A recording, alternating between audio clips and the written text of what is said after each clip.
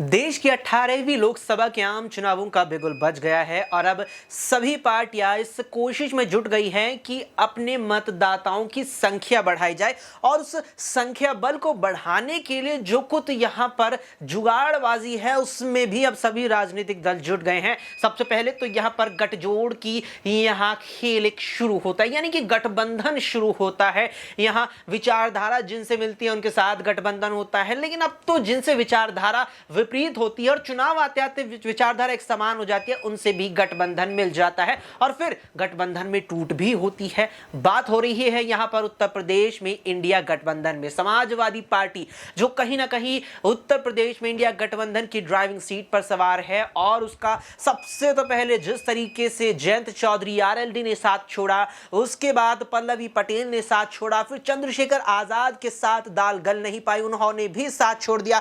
अब जाकर के ये सवाल है कि कहीं ना कहीं जो सहयोगी दल थे, जो क्षेत्रीय सहयोगी दल थे इंडिया गठबंधन में कांग्रेस सपा के साथ में, उनका छिटकना क्या इंडिया गठबंधन की मुश्किलें खड़ी कर देगा। बात होगी इस पूरे सियासी संग्राम पर, आखिरकार बात जरूरी है। नमस्कार, एसपीएन 9 न्यूज आप देख रहे हैं, आपके साथ मैं हूं अक्षय अग्रवाल। दिनेश हमारे सहयोगी है, बात करेंगे दिनेश से इसी मुद्दे पर।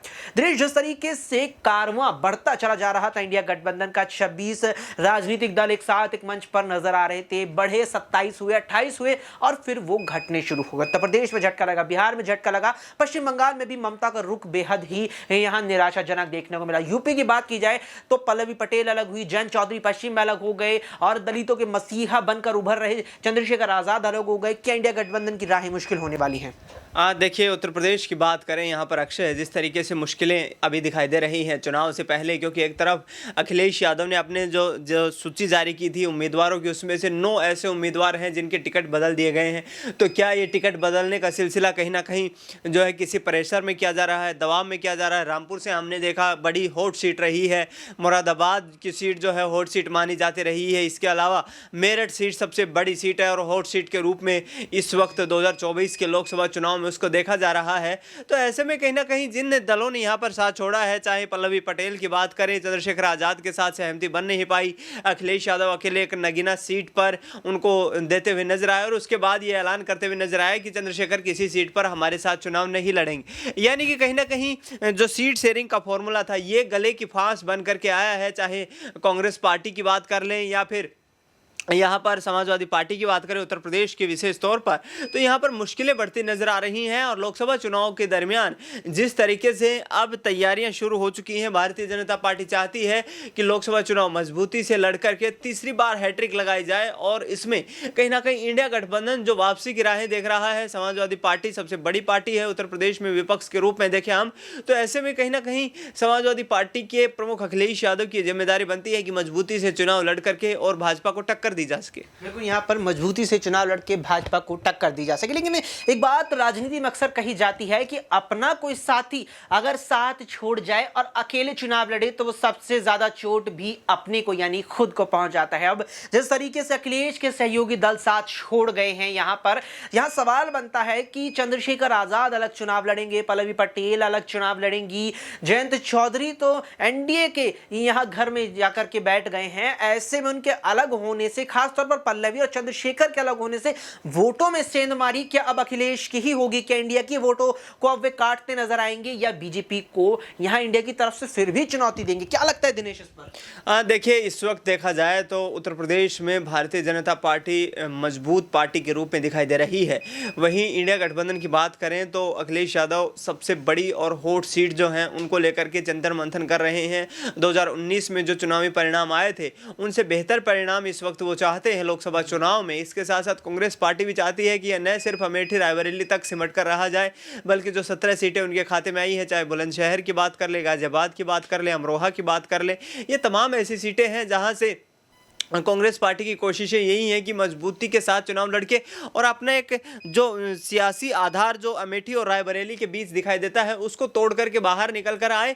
2024 में यदि सत्ता का रास्ता कांग्रेस पार्टी को तय करना है तो यहाँ पर समाजवादी पार्टी के साथ मिलकर के काम करना होगा। और जो है एक चिंता का विषय ये है अक्षय यहाँ पर लोकसभा चुनाव में कि 19 अप्रैल को पहले चरण के मतदान होने वाले हैं, चुनाव होने वाले हैं और अभी तक कांग्रेस पार्टी हो या फिर भाजपा की भी 12 सीटें उत्तर प्रदेश प्रदेश में ऐसी हैं जहां पर अभी तक जो है प्रत्याशियों का ऐलान नहीं किया गया है। तो आखिरकार पार्टियां जो चुनावी मैदान में उतरने से ठीक 10 दिन पहले तक उम्मीदवारों का ऐलान नहीं कर पाती हैं, ऐसे में चुनावी उम्मीदवार किस आधार पर मैदान में उतरेंगे और क्या तैयारियां पुख्ता कर पाएंगे, ये बड़ा मुश्किल है। बिल्कुल, यहाँ पर बड़ा मुश्किल है। अब बात जिस तरीके से चल रही है तो कांग्रेस पर आ चली है। कांग्रेस एक वक्त में देश की सबसे बड़ी पार्टी, देश के सबसे ज्यादा राज्यों में अपनी सत्ता बनाने बचाने और फिर बिगड़ी भी है सत्ता। यहाँ उत्तर प्रदेश में सियासी जमीन नजर नहीं आती है।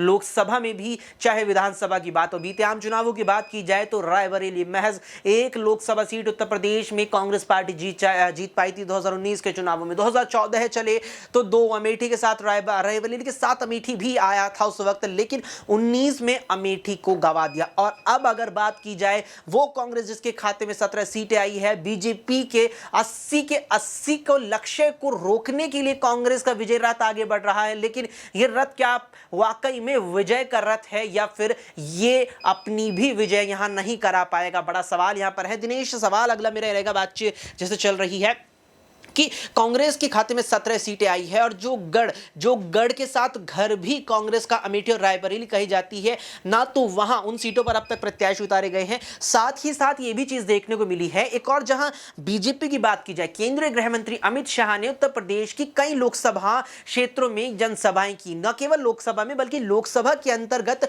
जो विधानसभाएं आती है उन तक में जनसभाएं की, केवल अपने लक्ष्य तक पहुंचने के लिए। लेकिन राहुल गांधी, प्रियंका गांधी अपनी यात्राओं से अलग कोई भी जनसभा यूपी में करते नजर नहीं आए। ऐसे में क्या ये वाकई में एक बड़ी ऐसी चीज है जो कांग्रेस बहुत ही बड़ी गलती यहां कर रही है? देखिए अक्षय, एक चिंताजनक विषय है विपक्ष के लिए, और कांग्रेस पार्टी जो विपक्ष की सबसे बड़ी मजबूत पार्टी है यदि देश की संसद की बात करें तो वहां पर। लेकिन ऐसे में जिस तरीके से उत्तर प्रदेश की सियासी जमीन तैयार हो रही है, भारत जोड़ो न्याय यात्रा का अच्छा इंपैक्ट देखने को मिला था, चाहे वो बात करें मुजफ्फरनगर की बात हो या इसके अलावा यदि बात कर ली जाए मुरादाबाद, रामपुर, इसके अलावा वहाँ संभल और ये पूरा इलाका जो उन्होंने कवर किया था। राहुल गांधी ने करीब जो 20 जिले तय किए थे और 1000 किलोमीटर की यात्रा थी उत्तर प्रदेश में, अच्छा रिस्पॉन्स रहा था। लेकिन जैसे ही यात्रा खत्म होती है कांग्रेस पार्टी सक्रिय दिखाई नहीं देती है।